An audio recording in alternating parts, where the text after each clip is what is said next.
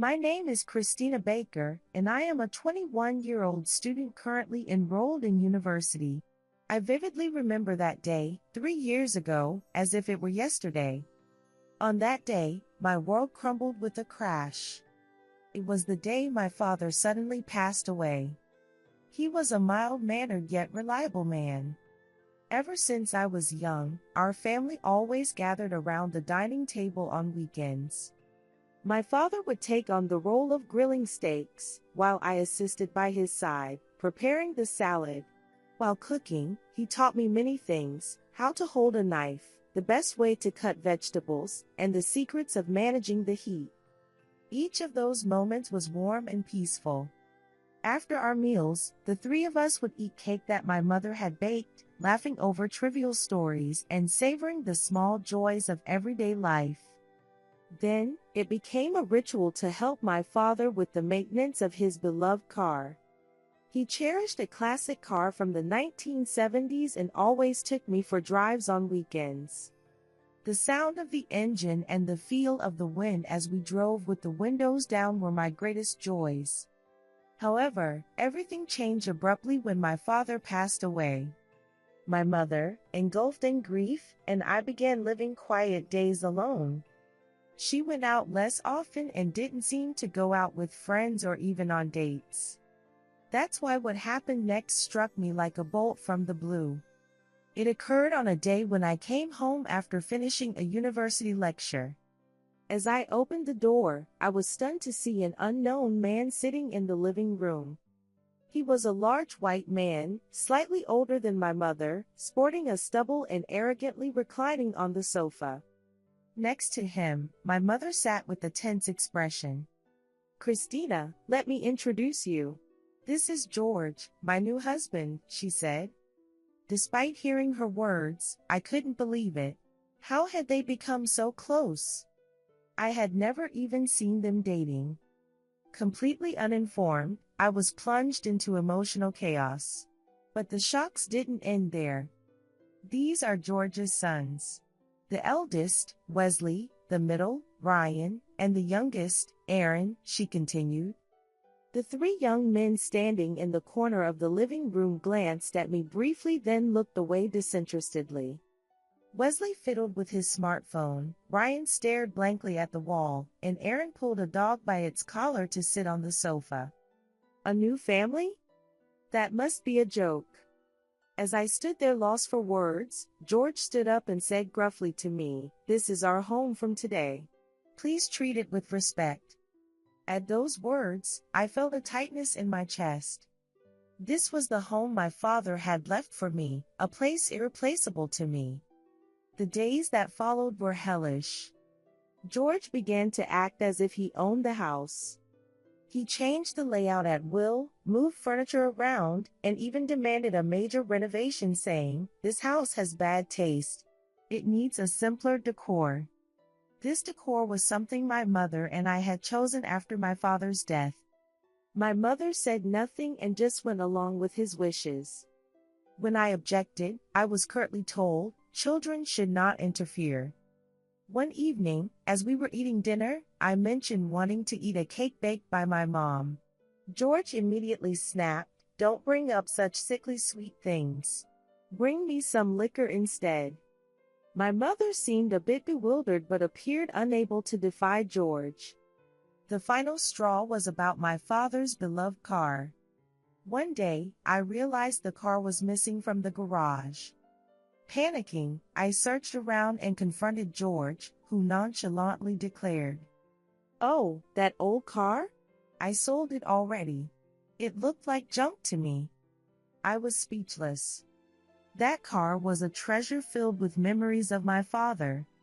And to add insult to injury, George then demanded that I give up my room to one of his sons. Naturally, I refused, but he dismissively said, "Follow the rules if you want to stay in this house. If not, leave. You have no choice." Days passed, but my anger only grew. It was clear that George was under the mistaken impression that this house was his, but he wasn't the only one. His sons, my stepbrothers, also began to act as if they naturally belonged here, adopting an attitude of looking down on me. As I got to know the kind of people they were, my disdain for them only grew. The oldest among the stepbrothers was Wesley, who was 26 years old. He sported a stubble and was always dressed sloppily. He had dropped out of college and, without a proper job, often bragged about making money playing online poker. In reality, he was unemployed, spending his days with a beer in one hand and playing games. Whenever I entered the kitchen, he would demand a beer in a commanding tone. I ignored him, but if I ever tried to say anything, I would be dismissed with comments like, "You're just a freeloader in this house." Ryan, the middle son, was 24 and not as rude as Wesley, but his indifference was unnerving. He had taken a break from college to find himself and rarely left the house. He spent most of his time locked in his room, and at night I could hear shouting and laughter through the walls as he played online games. He lived a nocturnal life and barely acknowledged me when we crossed paths. It was as if he didn't exist, yet his presence was definitely an annoyance. Aaron, the youngest at 22, had wasted his time since graduating from high school, neither studying nor working. Aaron spent his days lounging in the living room with the dog, Molly, or obsessively shooting TikTok videos on his smartphone. Whenever I passed by, he arrogantly ordered me to move out of his way, yet he had never once helped with the household chores. Instead, he freely used my father's speakers, blasting music and turning the living room into his personal club. When I pointed this out, he just sneered, "Don't act like my older sister just because you're younger. This is our house now, isn't it?" I can't count how many times his attitude nearly made me explode with anger. Watching Aaron, a 22-year-old with no sense of responsibility, just leeching off others, filled me with utter disgust. The main culprit behind this lawlessness was George. He claimed to be a craftsman, yet I never saw him working. Sometimes I would overhear him talking on the phone, and it mostly seemed like he was discussing how to borrow money or ways to swindle money from someone. Essentially, he had one reason for being here: to take it easy. They thought of this house as their own, treating me as if I were a lodger or a servant, expecting me to do all the housework and naturally give up space for them. George was blatantly hostile towards me. "How long do you plan to stay in that room? Give it up to Aaron. He's older than you." "This is my room. It has been since my father was alive," I replied. "I'm tired of hearing about your father," George scoffed. "Isn't it normal for families to help each other? You've had it all to yourself until now. It's time to give it up." "Family? You must be joking," I glared back.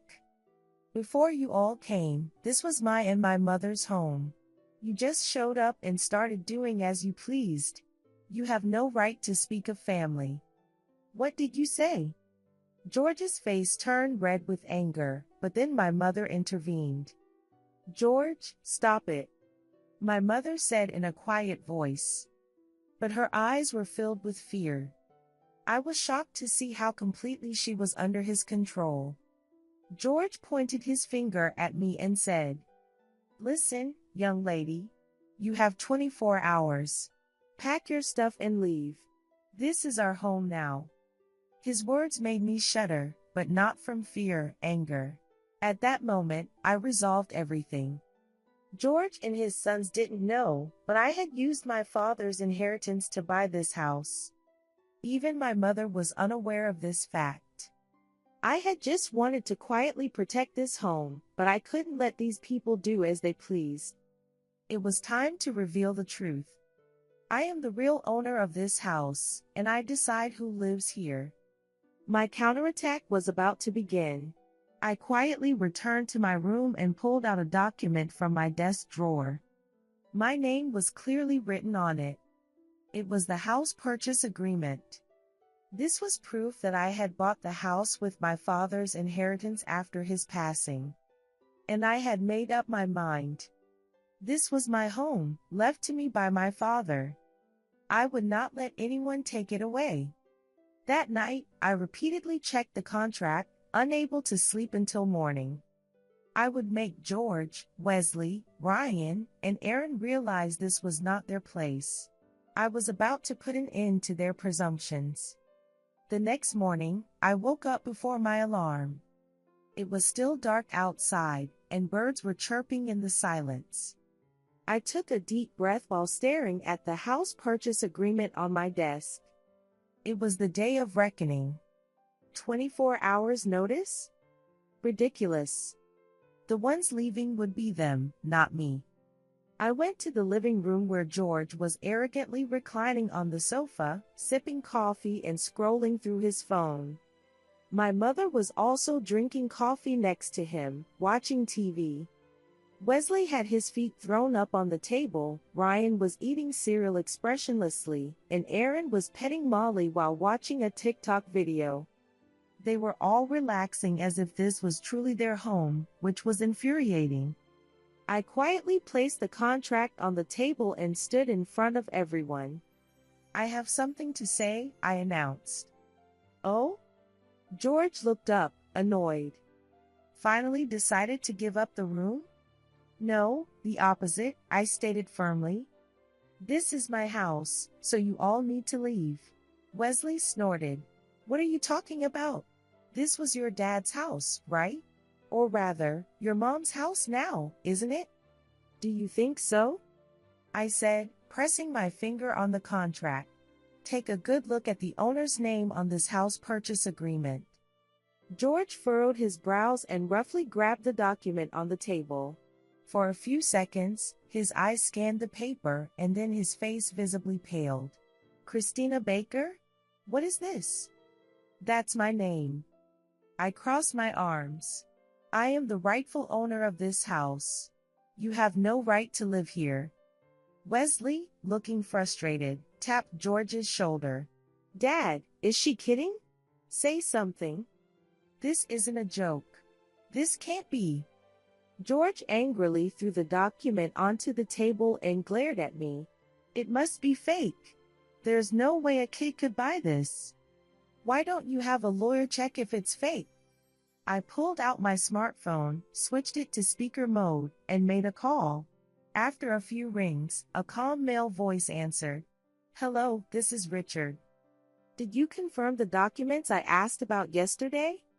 Yes, I've checked them. The lawyer's voice was clear and firm. The official owner of the house is you, Miss Christina Baker. Mr. George Miller has no ownership or residency rights. If he doesn't vacate the house, you can take legal actions against him. There was a moment of silence. George's face turned even paler. You're joking, right? This is no joke. I stared into his eyes. You are squatters. Pack your things and leave immediately. Wesley kicked his chair in irritation. Are you kidding me? Where are we supposed to go? That's not my problem. I'm not your caretaker. We are strangers. Aaron bit his lip while holding Molly. Are you really going to kick us out? Of course. I said coldly. If you don't leave right now, I'll call the police. George clenched his fists, his face turning red, but it seemed he had to accept the irreversible situation. Damn it. Pack your things. I said sternly. If you're not out in an hour, I'll proceed with legal actions. My mother quietly approached me as she watched. Christina, please. Reconsider. Her voice trembled. How can I forgive them? They sold Dad's car and even told me to leave. Why are you defending such people? I held back tears as I pleaded. My mother looked down, her voice hoarse. It's not about defending, we're a family. Being family doesn't make this right. My mother looked at me with tears in her eyes.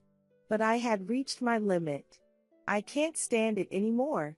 If even you can't accept that, you might as well go with George. My mother's eyes widened. What are you saying? I can't leave you. Then why do you ignore how I feel? My voice shook. My mother started to say something, then bit her lip and fell silent. I turned away from her without saying another word.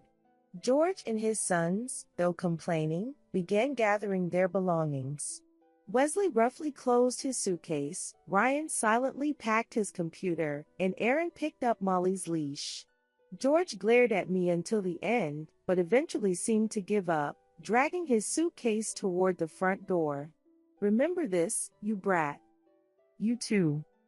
I smiled. "Never cross my threshold again." The door slammed shut, and silence enveloped the house. The long battle was over. I took a deep breath and finally relaxed my shoulders. Returning to the living room, my mother was sitting on the sofa, holding her head. Her shoulders seemed to tremble slightly. "Christina." Her voice was trembling. I looked at her silently. "I'm sorry," she said tearfully. "I truly am sorry for putting you through such a terrible ordeal." I remained silent for a while. Regret and guilt were evident on her face. However, I was not ready to forgive her so quickly. The fact that she brought her new husband and his children into our home without asking was not just a minor oversight. These people were strangers to me, and having them suddenly invade my space was more than I could bear. Moreover, what was most painful was the fact that my mother ignored my feelings to accommodate them. Despite my deep commitment to family bonds, I felt as though my mother had left me behind. It was not something I could simply accept and move on from. I looked out the window where a clear blue sky stretched wide. I had reclaimed my home. Now, I was ready to start a new life on my own terms. The house was remarkably quiet after George and his sons left. The noise during their stay seemed like a lie, and now the silence felt like the calm after a storm. Yet, my heart was still restless. I couldn't let things end this way. George and his sons had merely left, without understanding the gravity of their actions. Plus, there was always the possibility they might try something again. I needed to take the final step to protect this house and my life. I took out my smartphone and contacted my lawyer, Richard, once again. The call connected, and I heard his composed voice. "Ms. Baker, what can I do for you?" "I have a request," I said with determination. "Please send George and his sons a formal eviction notice. I also want to apply for a restraining order to ensure they don't come near this house again. Is it possible to do that even though their whereabouts are currently unknown?" "I understand. I'll use the postal items Mr. Miller has used as clues to find their new address and proceed with the arrangements immediately. If you feel uneasy about anything, please contact me right away." "Thank you," I responded. After ending the call, I exhaled deeply. A few days later, Richard located George and his sons, and the documents for the formal eviction and restraining orders were sent to them. Thanks to my lawyer handling all the procedures, legal preparations were made to keep them away from the house. As expected, George called me furiously. "Christina, do you realize what you've done? You think you can get away with treating us like this?" "All I'm doing is protecting my home," I replied calmly. "You have no right to live in this house, nor to demand anything from me. If you contact me again, I will report you to the police." "You damn brat." George cursed and hung up. But I was not afraid of anything he said. I had managed to drive them away and protect my position legally. I had a lawyer on my side, and more importantly, I was the owner of the house. No matter what they said or did, they had no part in my life anymore. One day, my mother hesitantly knocked on my room door. "Christina, may I come in?" "What is it?" She gently opened the door and entered. She looked much more worn than before. I sat on the edge of my bed and watched her. Her voice trembled. "George may have been a terrible person, but What about you?" I faced her directly. "You never listened to my opinions. You didn't even tell me you were getting married. You suddenly brought those people home, and then I was told to leave? My mother looked down. I'm sorry. Why did you remarry with someone like George? I vented my pent-up emotions. We were living peacefully, just the two of us, after Dad died. Yet, you remarried that man without saying anything. She clasped her hands on her lap, her voice feeble. I was lonely. I gasped. She continued. Ever since you started college, I've been alone at home. I had no friends, and I had quit my job, so there was no reason for me to go out. That's when George approached me. But you knew what kind of person he was, right? I knew. But his kindness distracted me from my loneliness. I felt it was wrong many times, but I was scared of being alone. Tears fell from her eyes. I was speechless. I deeply regret hurting you. I don't know if you can forgive me, but please, I want to start over. I'm thinking of divorcing George. I gazed intently at my mother's face. She seemed almost like a different person, worn and frail, yet her eyes unmistakably conveyed regret and love.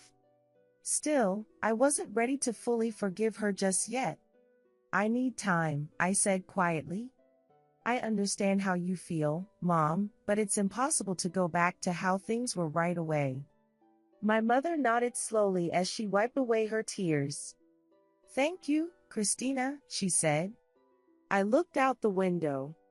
George and his sons were gone. I had protected this house. And now, I am about to take a new step forward. This is my life. I won't let anyone take it from me again. Weeks had passed since George and his sons had left the house.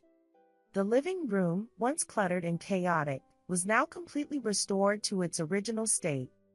I had disposed of all the junk they brought in and returned my father's cherished photographs and memorabilia to their rightful places. The unpleasant atmosphere that had lingered in the living room was gone, and the whole house seemed to have regained its original tranquility. However, I hadn't completely sorted out my feelings yet. Since that day, my conversations with my mother had been minimal. She looked remorseful every day and kept her distance from me. I didn't try to force conversations. Right now, both of us needed time. One day, upon returning home from university, I found an envelope in the mailbox. It was from Richard. My heart skipped a beat as I opened it. Inside was a letter updating me on George and his sons. Mr. George Miller and his sons are currently living in a motel. It appears he has been in debt for some time, and his attempt to acquire your house was likely a means to settle those debts. The formal eviction order and restraining order have been accepted by the court, and if they attempt to contact you again, you can immediately report them to the police. I took a deep breath. They had tried to take over my home just to pay off George's debts. The thought that these three stepbrothers were the same, with Wesley still unemployed, Ryan immersed in online games, and Aaron unable to pay for the motel and fighting with George, didn't concern me anymore. The next morning, I went to the garage. There, my father's beloved car stood quietly. George had tried to sell it without permission, but fortunately, I had stopped him just in time. I gently touched the hood, reminiscing about the memories with my father, the sensation of speeding along, his smiling face, all came vividly back to me. I started the engine, and the low rumble resonated through my body. As I gently pressed the accelerator, the sound of the engine was comforting. This sound was a memory of my father. Gripping the steering wheel, I slowly drove out of the garage. As I drove, the scenery changed, and the expansive blue sky caught my eye. I opened the window, felt the wind, and took a deep breath. I felt the heavy burden that had been accumulating in my heart gradually dissipate. With this car, a keepsake from my father, I was driving toward a new life. That evening, when I returned home, my mother was in the kitchen. It had been a long time since she cooked. The table was set for two. When she noticed me, she smiled a little. "Would you like to eat together?" I hesitated but looked into her eyes and nodded. As we sat down, she awkwardly started. "Thank you." "For what?" I asked. "For protecting this house. And for not abandoning me," she said, tears welling up in her eyes. "I still regret trying to drive you out that time. But having you here truly saved me." I nodded quietly. "I just want to protect this house. I don't want our memories of Dad to be destroyed." My mother looked down and wiped away her tears. "From now on, I want to start over, just the two of us. It might take time, but I want us to be a family again." I was silent for a while, then I smiled slightly. "Little by little." She smiled tearfully, and we began our meal quietly. That night, I picked up a photo of my father and smiled softly. "Dad, I've finally taken back our house." Outside the window, stars twinkled in the night sky. I took a deep breath and made a promise to myself.